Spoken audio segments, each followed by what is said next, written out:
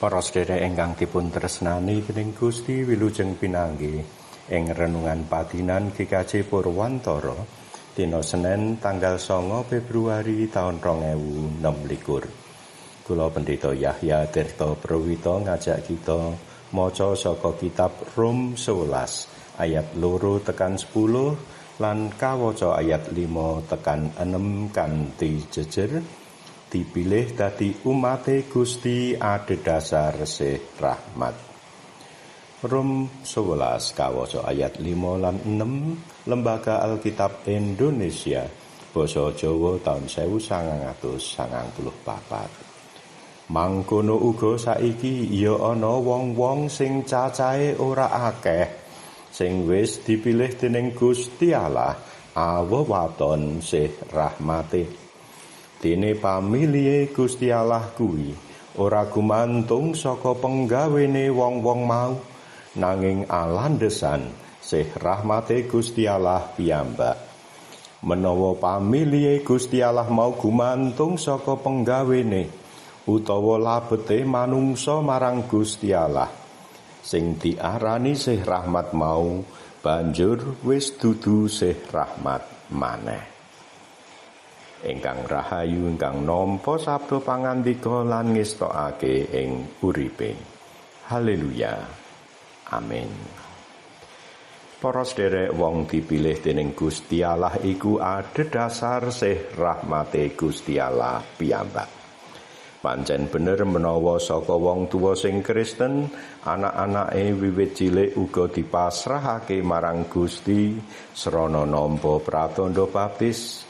Anak-anake wiwit cilik tegese uga wis dadi umat kagungane Gusti. Nanging dilairake ana kulawarga Kristen, iku ora bisa dadi pepesten menawa bakal tetep dadi Kristen nganti sak lawase. Senajan gawe prihatin wong tuwa lan pasamuan, tetep wae ana kedadean warga sing ninggal patunggilan pasamuan lan ngakoni sahadat liya.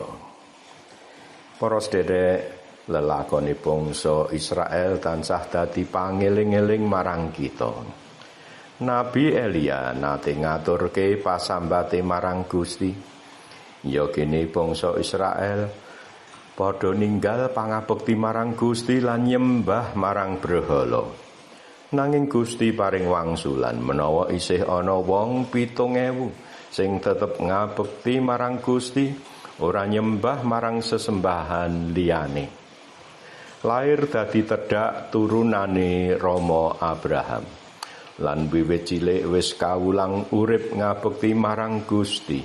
Iku ora bisa dadi pepesten menawa sak lawase urip bakal tansah ngabekti lan dadi umate Gusti. Sing bisa kanggo pepesten iku mung sih rahmate Gusti kang nimbali lan nyantosakne uripe. Menawa ngandelake penggawe lan tumindak iku wis dudu sih rahmate Gusti maneh. Lan iku ora bakal bisa tahan nalika diadhepake ing pilihan-pilihan urip apa maneh ing kahanan kang angel lan abot.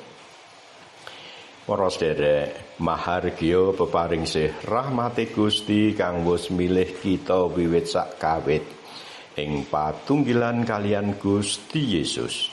Iku adoh saka tumindak ngakimi wong liya. Saben ana warga pasamuan sing mundur saka patunggilan pasamuan. Sing ana iku mung rasa prihatin lan melu nelongso. Ya kene peparing sih rahmate Gusti kang aji malah kuculan saka uripe. Pancen ngandelake kekarepan lan kekuatane dhewe iku dirasakake luwih santosa tinimbang ngesorake diri urip nampani timbalan ing sih rahmate Gusti. Nanging senajan mung sethithik cacahe wong sing ngamini uripe dadi umat kagungane Gusti. Amarga iku mung adhedhasar sih rahmat. Rahayu. amarga pakaryan sih rahmate Gusti iku santosa. Amin. Tuntunan kanggo nyuraos. Monggo katuran niti priksa sinten ingkang tansah panjenengan suwunake ing pandonga wonten ing pandonga patinan panjenengan supados uripe tansah mbabarake urip ing sih rahmate Gusti lan ora ngandelake penggawe utawa tumindake dhewe.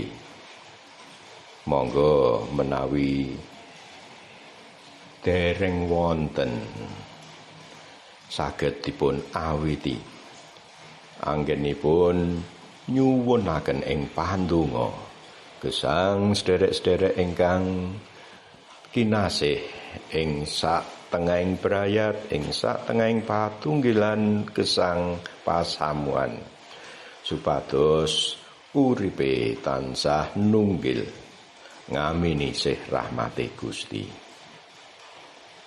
Kita ndedonga. Duh Gusti, mugi kawula kasantosaaken gesang nunggil ing sih rahmatipun Gusti. Amin.